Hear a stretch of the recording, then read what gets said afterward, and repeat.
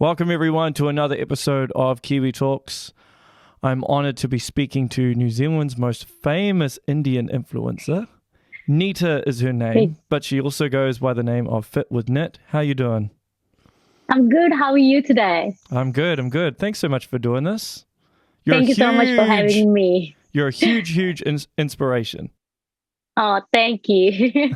I'm just doing what I can. Okay, so tell me how you started the process of migrating here. What was the reason for coming to New Zealand?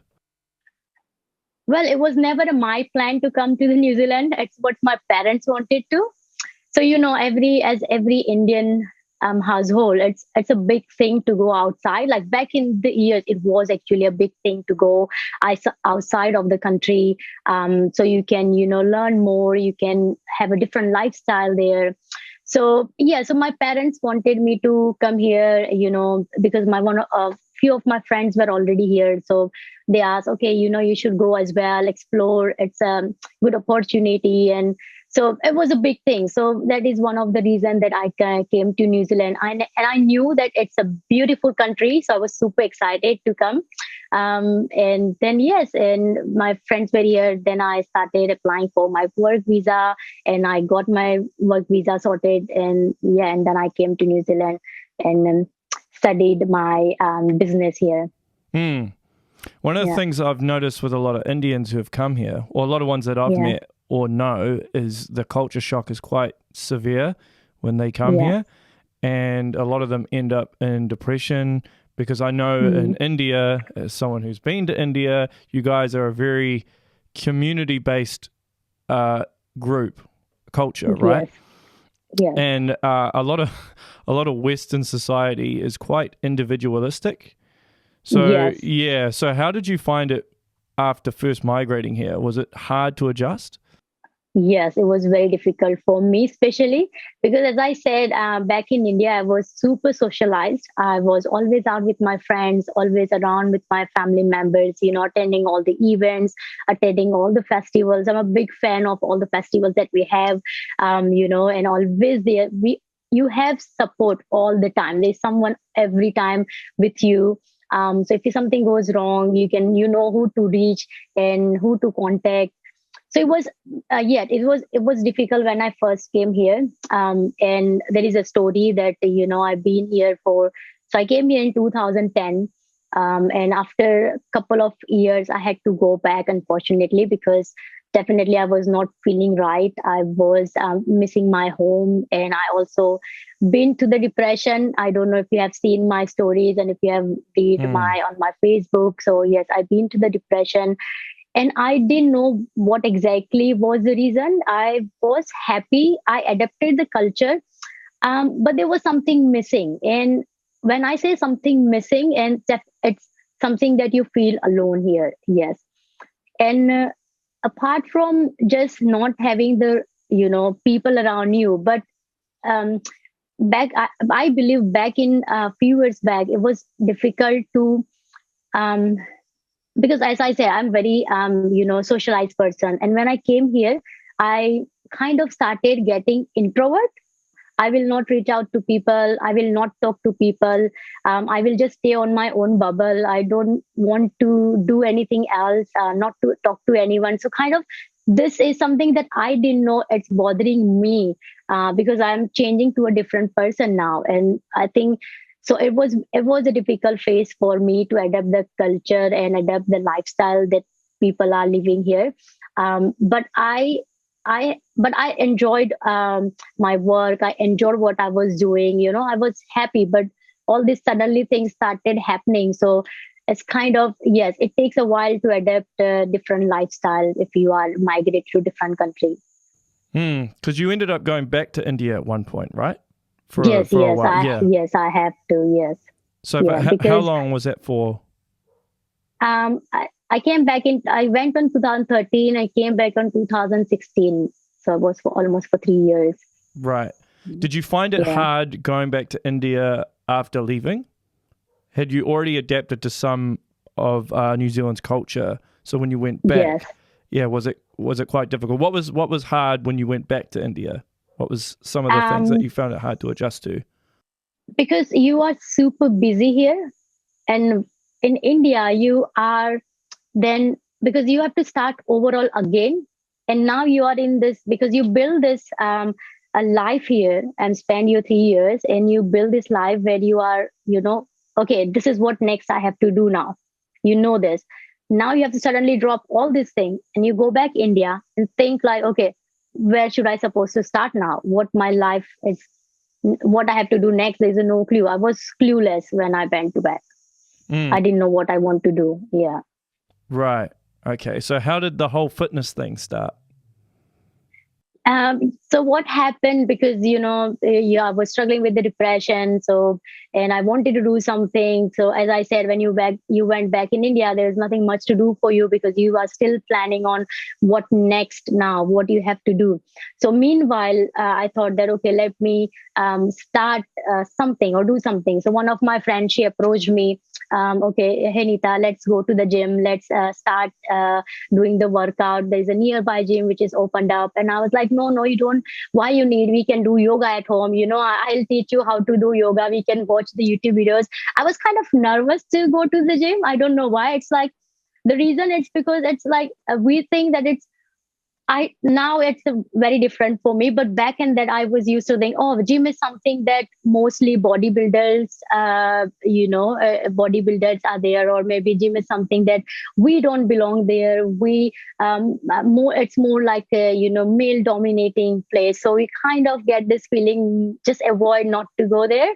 So, but yeah, she forced me and she took me, but like, because I started in 2015, I was not um like too extremely into the fitness in 2015. I started learning things, that how it's gonna work, how the gym life is, what it means to be doing squats. Yeah, I never heard of word squat back then, so it was something new, and I kind of started enjoying that. Okay, let's yeah, this is fun, now let's do it. So we started, I kind of, but it was nothing serious. I still just started going to gym. And whatever the trainer or whatever the people tell you to do it, we just used to follow that. But when I came back in 2016, and by that time, I've already loved everything about the fitness. But when 2000 and 2017, when I first started joining this Configure Women Gym, because I was, as I said, I was still very scared to go and get a membership where there is a very the place where is male dominating. So I wanted to find a place where I'm more comfortable. So I found this Configure Women Gym, and then I started my training as normal. And then I didn't had any trainer, and I didn't had any knowledge that what I supposed to do. Then I started doing a lot of research and studied, and like why I'm doing this. If I'm doing this workout, why we need to do this workout? What it helps. So I kind of started doing the research and studies and everything. When all this years when I was actually training like a fitness athlete. I started getting this feeling that now I'm loving it and I want to do it.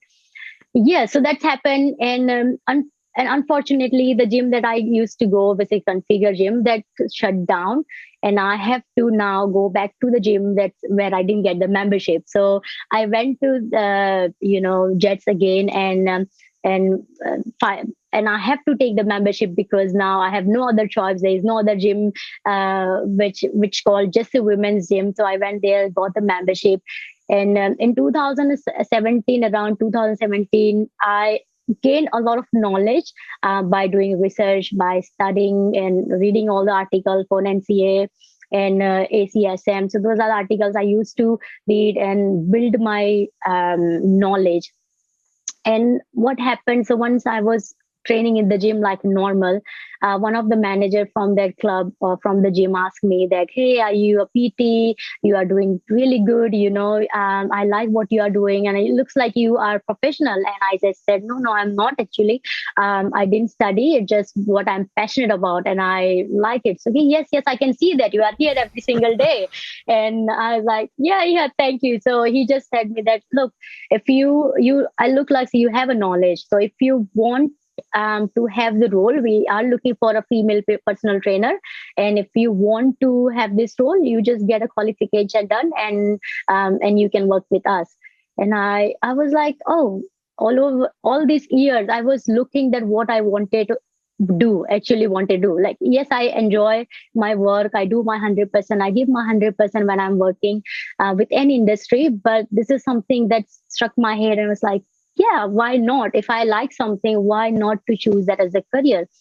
Because in India, if you see fitness, if you see there's very less fitness, Indian fitness you will see around the New Zealand, because the reason fitness is never considered as a career for anyone. So even back in my head, it never came to me that, okay, fitness can be a career for me as well. And I thought, okay, why not? I love this. Why not to choose this as a career? And then I started, getting my qualification done from AUT, and I got my certification done, and then I got the role. Yes, I did struggle. I got rejected so many times in the first time, but then eventually I got the role and I became the club manager, and now I'm PT, and also I'm, have this social media platform for me to run my business. So yeah, I'm overall happy, and that's how I started. That's cool. Was there a lot of people that were unsure of what a fitness instructor is, like back in India? So for example, I know in India, there's the expectation that you have to be a lawyer or a doctor, Yes. So was your family supportive of the fact that you wanted to be a fitness instructor? No, they don't even know that what that is also a job, and that is also a role. That is also the work that you can do. Yeah, they know the dietitian. That is the word. It's still a popular among the Indians, but they don't know there is a fitness instructor or there is a personal trainer. Now, yes, it is. It's very popular now. Because it's spreading immensely. People are getting aware of how important the fitness is. So now they know. But back in years, no, they didn't know. So okay, it's like, but they do know now. They do know now. Yes, They know what I do. They don't know like, oh, what do you do for work? No, they don't ask me that question anymore. Okay, so when you learned all this, obviously you learned about nutrition at the same time. Yeah, because that's an important part. So important part. Yeah. So what's the most vital thing you think, or vital thing that people should do, and what's the mistake you see often with, say, your clients in regards to nutrition? Yeah. What people, first of all, what people have taken at the moment is they have taken fitness very seriously in terms of negative way. Like, they think that they need a lot of time, they need to have this strict plan, they need to have this proper chart where they can have like 20-gram oats, 30-gram milk. So they think that this is how the plan should be to start your fitness journey, and that's where they make complicate and become very confused, and they ended up doing nothing. So first of all, what people are doing, like they're going extremely low carbs or taking all the carbs away from their system, thinking that they will help them eventually to lose weight. But that is extremely wrong. Every human body at least needs 5 to 10 grams of carbs in their life. When we speak about carbs, when we speak about the carbohydrate that we need to take off from our life, is the bread, is the pasta, it's the processed food, is the takeaways that we eat, a pre-cooked meal that you buy. So those are the items we need to cut down or make it minimize, not the healthy carbohydrates that required, for your daily life. So that's where the people are going very wrong with in terms of the nutrition when we speak about the carbohydrates. The second thing, people think that, to start a fitness life, they need to have 2 hours, 3 hours in the gym spending to, get the right kind of body they need. And they, stay on the cardio machine for over than 2 hours, and then they don't see the results, and they think that, oh, I've been training every single day and even 7 days, staying on the cardio run that much, still I'm not losing the weight. But there is a proper techniques that you need to apply to lose weight. Your cardio will not only help you, it will help you with your cardiovascular system, but it will not help you to lose weight the way that you think, because you are not engaging the bigger muscle mass in your which your body has. So you need to engage those muscle mass to use your fat as an energy, and that's how you lose weight. And they think that spending a lot of hours in the gym will help them lose weight. Right. So are you saying that you shouldn't just do cardio for the sake of cardio? You should be doing weights or high intensity training as well. Yes. Correct. Yeah, like CrossFit. Yes. CrossFit. Yes, yeah, that is also fun. It still boils down to your preference that what you need to do. But what my point is saying is that the more muscle mass you will engage, the more bigger muscle mass you engage, your goal will become very faster to achieve. Like, I mean, if your goal is to lose weight, you will achieve it faster. Just doing the cardio will not only will help you out. And if you see, we have muscle mass. The body is all wrapped up with the muscle mass, and if you don't take care of the muscle mass, who gonna hold you right? Who gonna hold you up? So you need to also make sure you have enough strength to do the workout. Like, let's say if you want to do high intensity exercises and your body is not ready to do that, and if you are going to those CrossFit CrossFit gyms and doing the CrossFit style, but what if your muscles are not ready? What if your muscles are weak? What if your bones are not ready? What you have a ligament issues which you don't know at the moment, but your muscles are not holding them right, and you do these jumping exercises and then ended up injuring yourself. So why not to start building the strength first and then go and do whatever exercise that you like most. But yeah, the first would be to definitely strengthen and do not take the carbohydrates from your diet. What about in terms of meals, right? Like eating 3 meals a day or 7 meals a day, or eating small meals but in increments of like a few hours? Yeah. With the meal, it depends. It still come if it should whatever diet you are following. Let's say whatever meal you are following, it should fit your daily life. It should be easy. It's not something that to be very hard for you to do. Like if I say, okay, you eat 8 meals in a day. This is what our goal is for next few months. Now you eat 8 meals. So then a lot of people can't do that. That's not realistic. A lot of people can't have that much time to prepare 8 meals every day. If I say you can just have 2 meals in the day and you don't eat for the rest of the day, but there are people whose metabolics are very faster. They need the carbohydrate again to fill up their glucose tank. So they need a fuel. So you can't give them the correct timing to eat it. Yes, you can give them the calories that need to take for that week or days. So you can say that, okay, your calorie for this week is 1,500 calories. You be on this 1,500 calories. Now you divide how you want to eat your portion size, like how you want to, and make sure you have proper proportionate items. You have your carbs, you have your healthy fats, you have your protein intake. That should be very important. So those are the things that you need to make sure. It doesn't really matter how many times you eat. Yeah. So tell me what your regime is. So do you go to the gym every day? I not every day, but 5 days in a week. Doesn't matter what, I have to be there for 5 days in a week. And there are weeks that I'm not training. If I'm not in a mood, I won't train. If I'm feeling lazy, or if I am unmotivated, then I won't train. But I will never pressure myself to do something that I don't want to. But over the years, what I practiced how to love things, how to make good things, you love. You practice those things over a year. So that's how I practiced going to the gym as well. I practiced over a year to love what I'm doing, to be there for 5 days. And now it's my routine for me. So I have to go. It's like brushing your teeth, eating your food, drinking your milk. So it's just like that for me as well. So I'll just go to the gym 5 days in a week. And And for me, I have this map of my goals in front of me every single day when I wake up. Okay, this is my goal. This is what I need to do. This is what I will training today.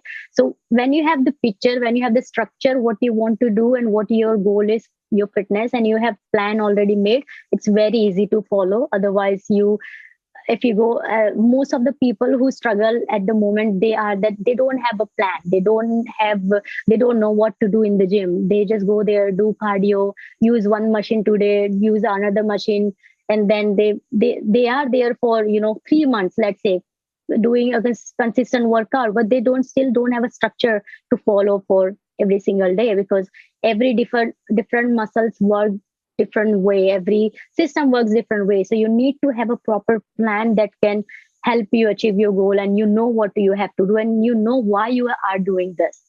So the people are struggling at the moment is that they get bored after a few months. They're not seeing the result, they get bored, and they ended up leaving the gym, or canceling their memberships.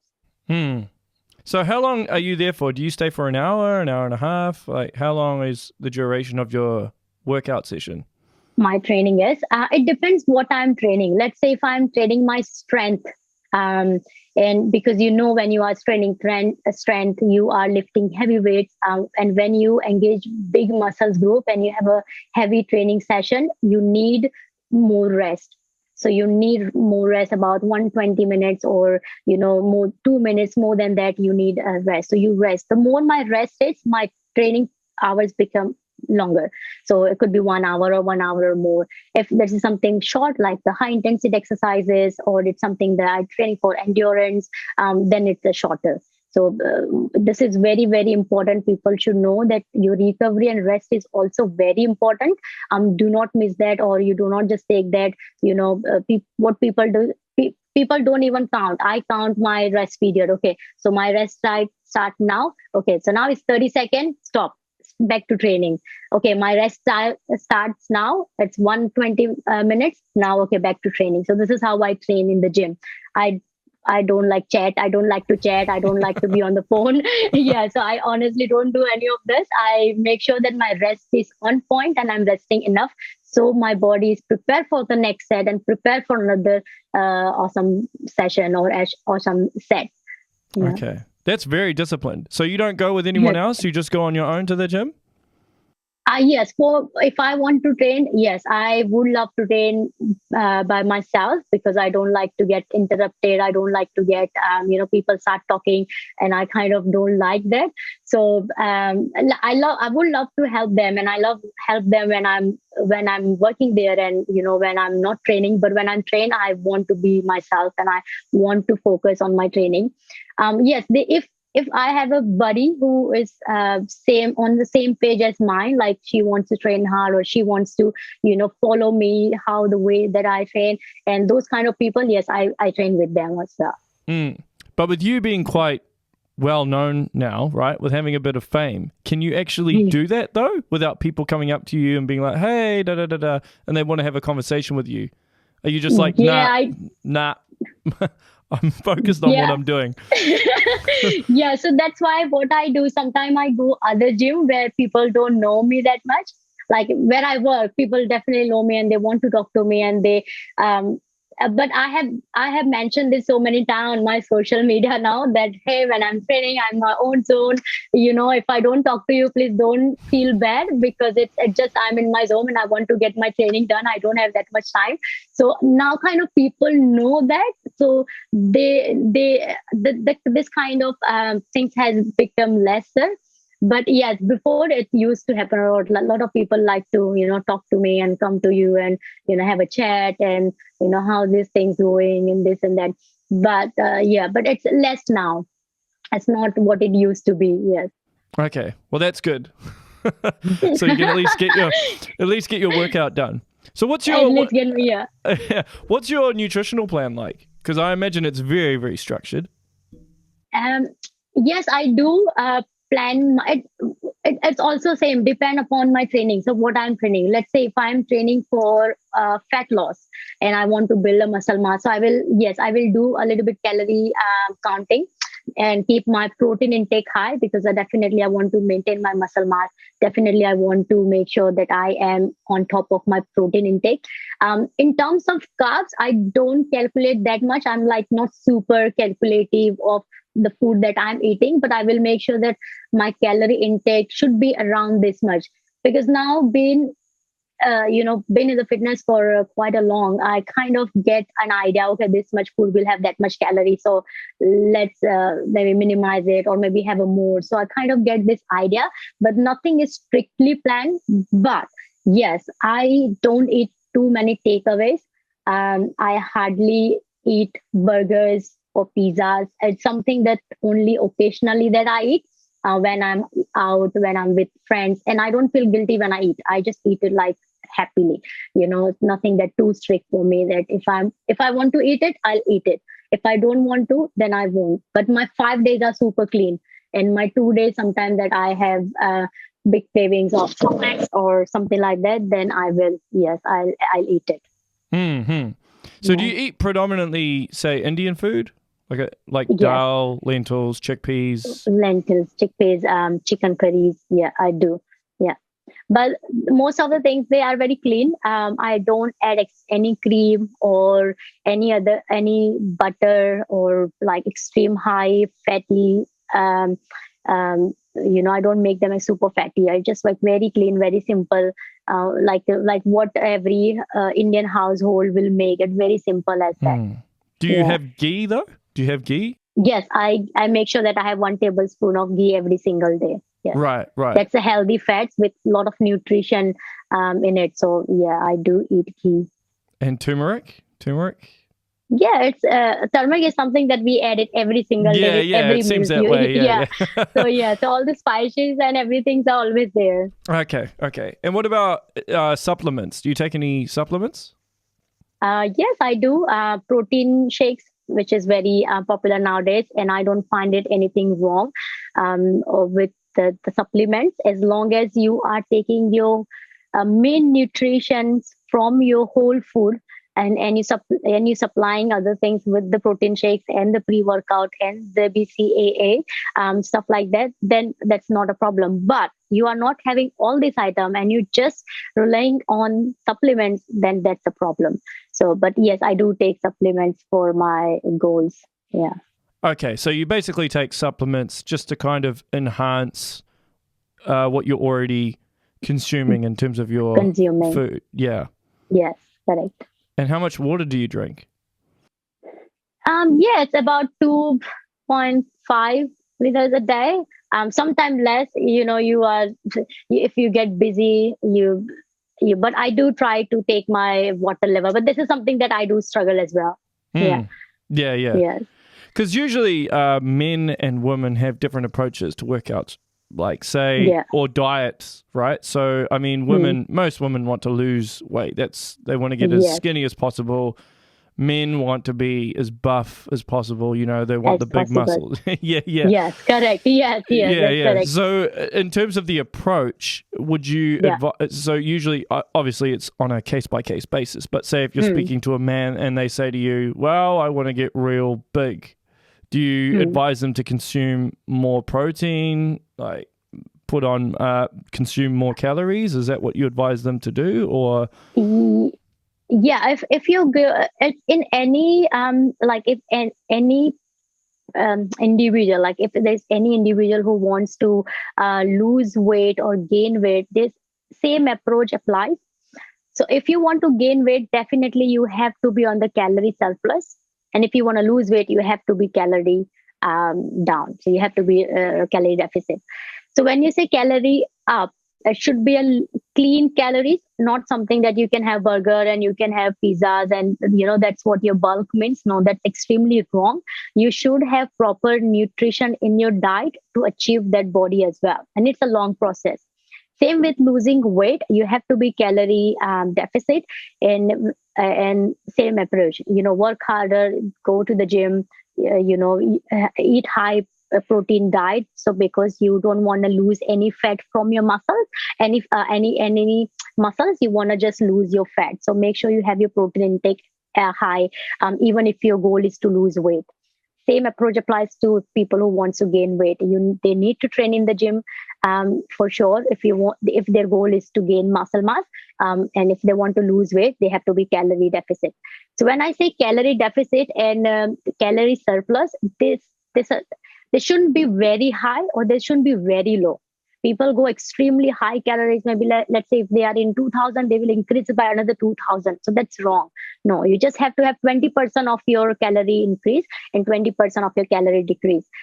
If you want to build a healthy muscle mass and if you want to lose a healthy weight. Right. Yeah. So do you have a guilty pleasure, like a food that's very hard to resist? Coffee. Coffee. Really? Coffee. Yeah, so especially mocha. Mocha. Yeah. Mocha, so you have to have a coffee every day? Every day. That's something that I struggle with. Is it just one? Yeah. Is it just one, or how many do you have? Just two, but still, because it's a mocha, it's not just a coffee. It still has a chocolate in it, so that's something that I have to have it. Yeah. So do you have it in the morning? Yeah. Is it first thing in the morning? Not in the morning. First thing is definitely my water. I will start my day with warm water. Nice. And sometimes soak almonds, and then I will have my coffee. Ah, okay. I see. Yeah, so that's how I start. But the coffee has to be there. Yeah. Doesn't matter what, yeah. Do you find that based on what you eat, it affects your mood as well? Like I find if I eat too much junk food, I tend to get quite agitated or annoyed or fatigued, for example. Yes. Definitely, 100%, like 2000%. I tell you why. Because when I came earlier, like 2010, and then I was there in 2011, 13. Before I left, my food was literally pies, takeaways. And I'm a big fan of butter chicken pie from Dead's Pie. I am a big fan of those pies. I couldn't resist if it's there, I have to eat it. So what happened? So this was my diet it put me on 79 kgs or 75 kgs around that's what my diet actually. And I didn't know because I just enjoy food. I didn't know anything about the nutrition. I didn't know anything about the health, and I was not aware of anything. I just it's food. That's what you need to eat. If you are hungry, you just eat. If you are hungry, you eat. But I realized that not just in terms of, gaining weight, I was even not feeling mentally happy, not feeling mentally strong, it was different. Definitely, every single person who's watching this, I will say the food plays a very big role in your mental health. And I felt that from my, I had my own experience that says that because my diet was extremely, even making food at home, we used to add a lot of things in it, to make it more delicious. We use whatever is in the supermarket, we'd add everything to make it more delicious and to make it look more, nice. And even making at home, you just eat all this high, calorie food and high dense food, and they make you feel sick. And your gut problem is the biggest problem at the moment going on in this world. That is somewhere linked to your brain, and it's not supplying the enough nutrition that your brain requires, and that's where all those mental health issues are starting. Yeah, because New Zealand has big mental health problems, and I actually think a lot of it has to do with what we consume in our diet. Yes. Yeah. But I mean, this is something that's been in India for like generations, right? And it's only recently that the Western world is kind of catching on to it. Yes. Yeah. So we that's what when I moved here, there was a big thing that change happened in my diet as well. Because in India, you have to eat at home because your food is cooked already. Your mom always prepare your cook very clean, very normal, basic. Dal. We have rice. We have curries. We don't add too much creams or anything like that in the curry. No artificial flavors or no colors. Very simple homemade food. And people are thinking that those are the food are making them fat, but that is wrong actually. They don't know just having a homemade food, how many times they are eating outside as well. Even so, we used to do that. We used to eat outside, but we still have to go and back home and eat, because otherwise my mom will get really annoyed. So we have to go and eat again, because you already have your food. Now you are so scared that if you don't eat it at home, your mom will get your mom will get very annoyed, and she won't end up she will ended up cooking, not cooking for you next day. So what was in our head. So we have to go back eat another time. Um, so that's are the things that people are putting a lot of weight, because they are eating too much outside plus at home. But if you stick to your normal home based food, they were very delicious, plus they are super healthy. And there's no preservatives, and nothing was processed, very simple homemade food. So how did you become this big social media sensation? I don't know. It just happened. I don't know. I think I just been consistent. Whatever I was doing, I just stick to it every single day. I think about it, what I want to do next, what I want to, and most important thing, I was not doing anything for anyone. I was just doing for because I kind of enjoy it. I love it what I'm doing. I'm passionate. You can see it that you post things, and so eventually people started liking what I'm doing, and they appreciate my work, and hope I got more followers, and eventually it just became, and I got reached out by you and, so many other people, and I posted all the content and stuff like that. And yeah, that then eventually worked. But I've been consistent every single day with my work. Because you must be well known in the Indian community now. Like if you go to an Indian event in Auckland, for example, do the Indians there know who you are? Yeah, they know. They ask me, "Hey, I saw you on Instagram. You posted this video," and I was like, "Oh, thank you." And they saw this story on Behind the Dream show as well. So they're like, "Oh, I saw you on the story there. And are you the one?" And I was like, "Yes, I'm the one." So kind of you because I'm not used to it like that way, but yes.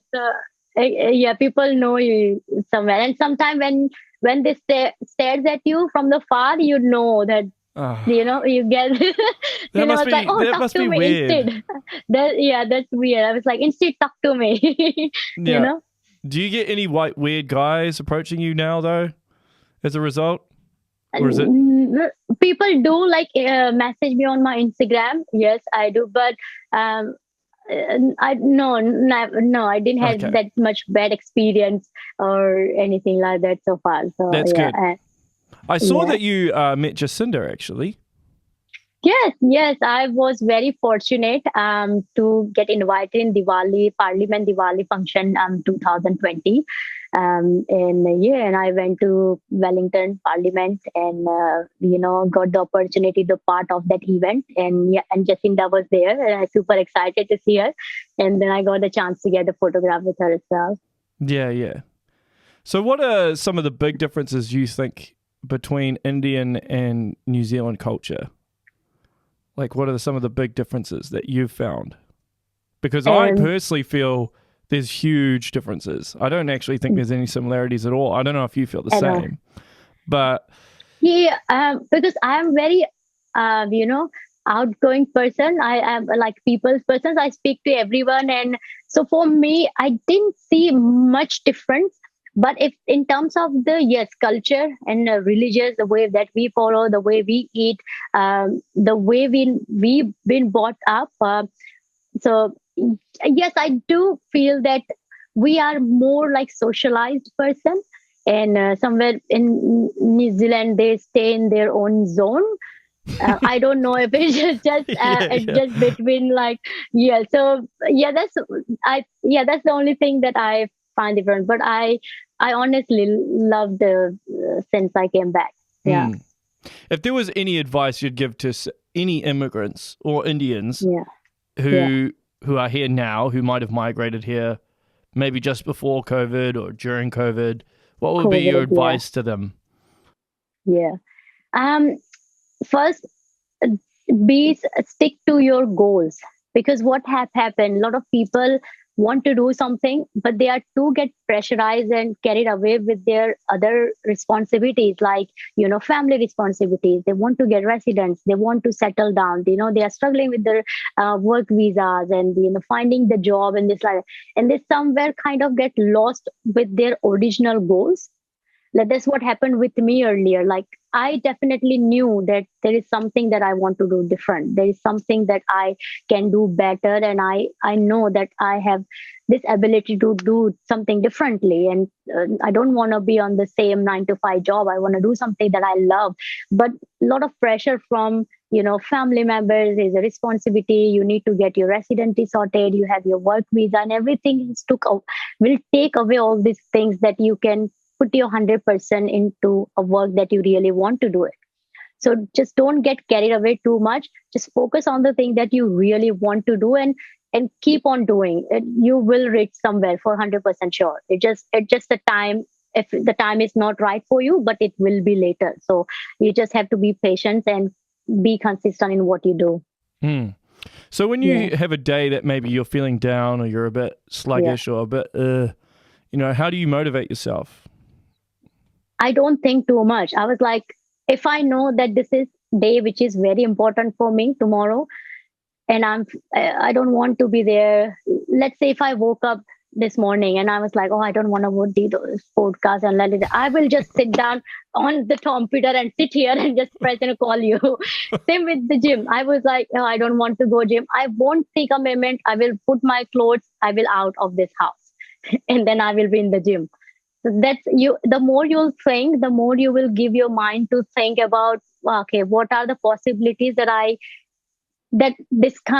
so what are the possibilities I can avoid this? So you will, think of all the possibilities of, let's say, not, you don't want to go to the gym today. So you will think, okay, if it's raining outside, or maybe, it's too early, or maybe it's too late now. Oh, I haven't been to the gym yesterday. What's the point of going today? So you kind of, recreate this image in your head, and for not doing the thing which is very important.